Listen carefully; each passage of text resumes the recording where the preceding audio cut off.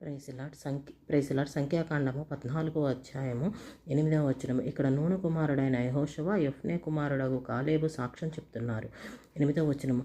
యెహోవా మన యందు ఆనందించిన ఎడల ఆ దేశములో మనల్ని చేర్చి దానిని మనకిచ్చును. 9వ వచనంలో మనమేం చేయాలో చెప్తున్నారు. మెట్టకు మీరు యెహోవా మీద తిరగబడకుడి, ఆ దేశ ప్రజలకు భయపడకుడి.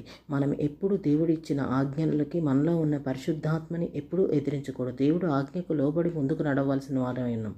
అలాగే ఈ లోకంలో మనకు వచ్చే శ్రమలకు బాధలకు మనం ఎప్పుడూ భయపడి లొంగిపోకూడదు. 146వ కీర్తన 5వ వచనంలో ఎవనికి యాకోబు దేవుడు సహాయుడగునో, ఎవడు తన దేవుడైన యెహోవా మీద ఆశ పెట్టుకున్నో వాడు ధన్యుడు.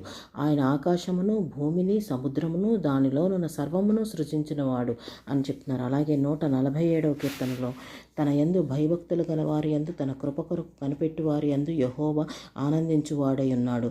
దేవుణ్ణి మనం ఎప్పుడు